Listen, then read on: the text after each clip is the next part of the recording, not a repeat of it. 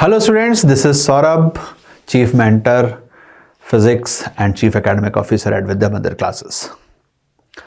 अभी तक हमने कैलोरीमेट्री के जो दो वीडियो देखे जो दिवाली से पहले गए थे आपके पास, उसमें हमने क्वेश्चंस किए थे मिक्सिंग के आइस वाटर स्टीम. ठीक है, उसी को आगे कारवां को आगे बढ़ाते हैं क्योंकि ये वाला पोर्शन थोड़ा सा इंपॉर्टेंट है हीट एंड थर्मो का. जेई को देखते हुए आपने मेरे फिजिक्स टिप का वीडियो भी देखा होगा जहाँ पे मैंने आपका एनालिसिस करके दिखाई है 2008 से लेके और 23 तक की. तो ये चैप्टर सबसे इंपॉर्टेंट चैप्टर में से बन रहा है जिसके अंदर हीट एंड थर्मोडायनेमिक्स प्रोमिनेंट है. इस पर हम वन शॉट सीरीज और लाइव क्लास भी लेके आपके सामने आ रहे हैं.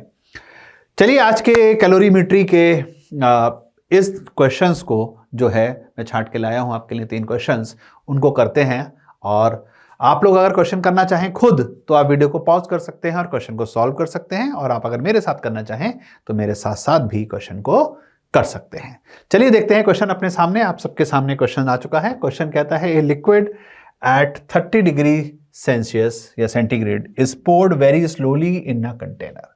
अब देखिए वेरी स्लोली का मतलब क्या है, वेरी स्लोली का मतलब क्यों लिखा गया. ठीक है, अगर तेज करते तो क्या होता, तो वो एनर्जी जो काइनेटिक एनर्जी थी वो भी हीट में कन्वर्ट हो जाती, तो टेम्परेचर चेंज कर देती. इसलिए वेरी स्लोली का वर्ड यहां पर यूज किया गया है. ठीक है, very slowly into a calorimeter that is at a temperature of 110 degree centigrade. Liquid कितने पे है, 30 पर है.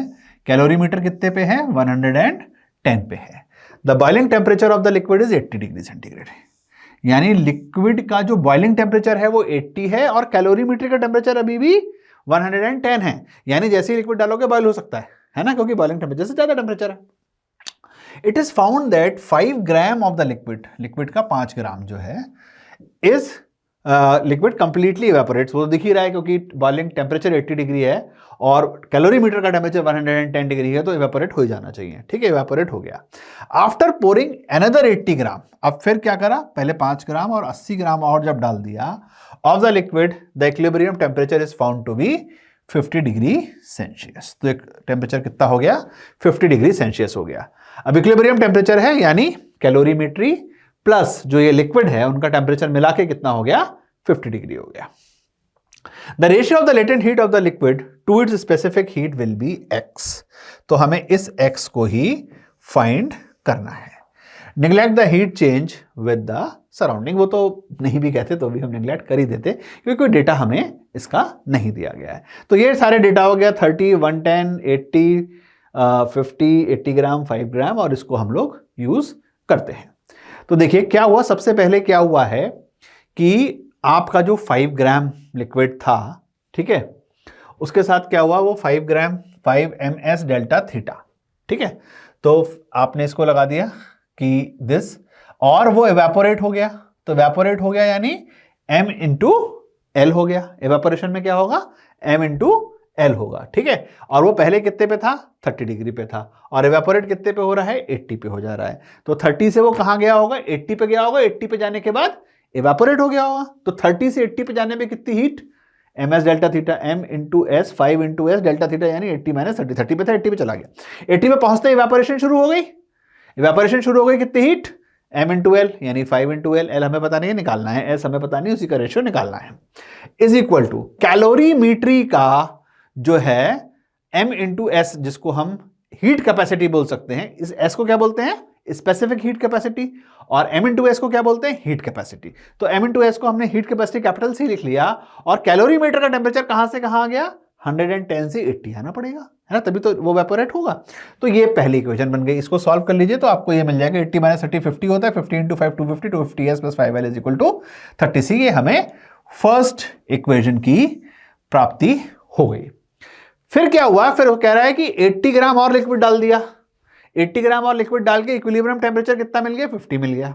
ठीक है, अब 80 ग्राम लिक्विड डाला तो उसकी कितनी हीट उसने गेन करी, तो 80 इंटू एस इज इंटू 30 से 50, है ना. 30 ग्राम, 30 पे तो हीट लिक्विड, और कितने टेम्परेचर पे पहुंच गया, 50 पे पहुंच गया, तो इतना इसका हीट हो गया. कैलोरीमेट्री के लिए फिर m इंटू एस जो कैपिटल सी लिख रहे हैं वो इंटू 80 माइनस 50. तो दूसरी इक्वेशन जो मिल गई हमें 1600 s is equal to 30 c मिल गई. ये दोनों इक्वेशन हमें मिल गई.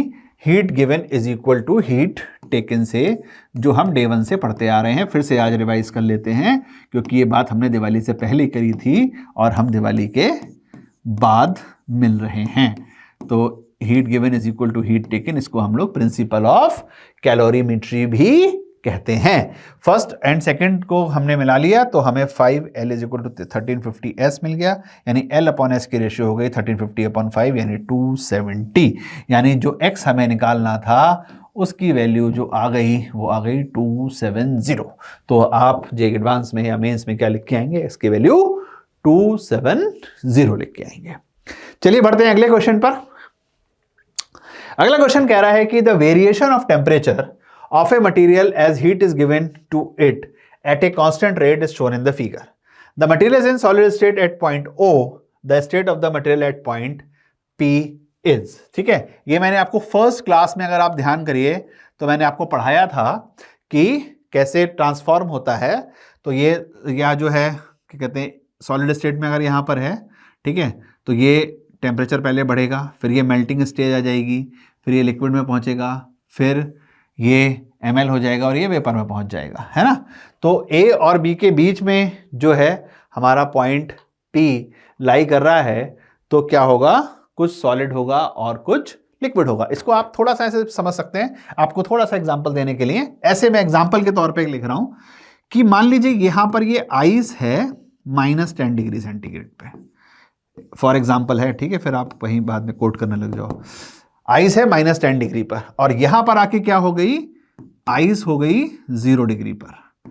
यहां पे क्या हो गया, वाटर हो गया 0 डिग्री पर। यहां पे क्या हो गया, वाटर हो गया 100 डिग्री पर। यहां पे स्टीम हो गई 100 डिग्री पर और ये सुपर हीटेड स्टीम हो गई। ठीक है, तो इस प्रकार से चीज बनती है। यानी पी में ऐसे समझ सकते हो, कुछ आइस है और कुछ वाटर है, यानी जो इसका आंसर बन रहा है वो वही बन रहा है कि कुछ सॉलिड है और कुछ लिक्विड है।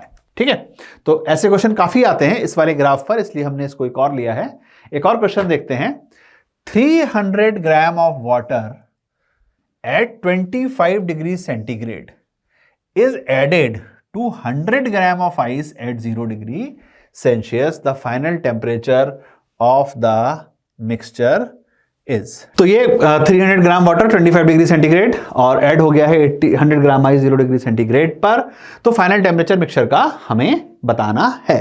ठीक है, तो बात तो वही चलेगी प्रिंसिपल ऑफ कैलोरीमेट्री की, यानी heat given is equal to heat taken.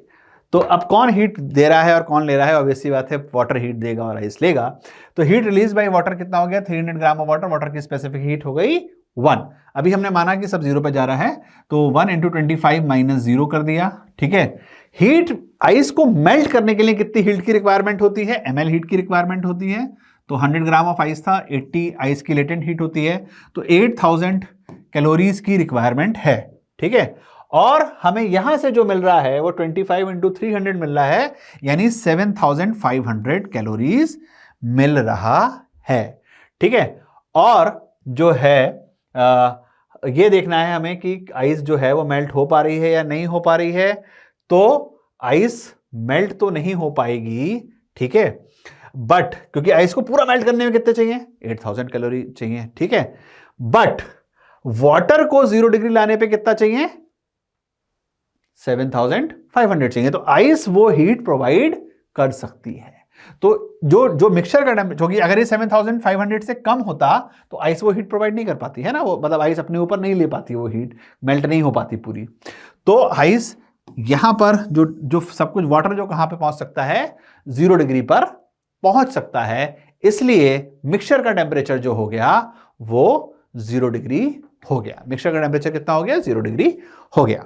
तो इसी के साथ ये कैलोरीमेट्री के सारे कॉन्सेप्ट हमारे खत्म होते हैं और अब हम जो मिलेंगे वो बहुत इंपॉर्टेंट के साथ मिलेंगे, जिसके अंदर हीट एंड थर्मो की कुछ बातें हम लोग करेंगे जो जेईई के लिए इंपॉर्टेंट हैं। और अगर आपको ये वीडियो अच्छी लगी है तो इसको लाइक करिए, शेयर करिए और हमारे यूट्यूब चैनल को सब्सक्राइब करिए। 90 डेज चैलेंज में हमारे साथ बने रहिए और हम जल्दी शुरू कर रहे हैं लाइव क्लासेस और one shot series for JEE 2024। तो मिलके क्रैक करते हैं JEE 2024। All the best for the exam.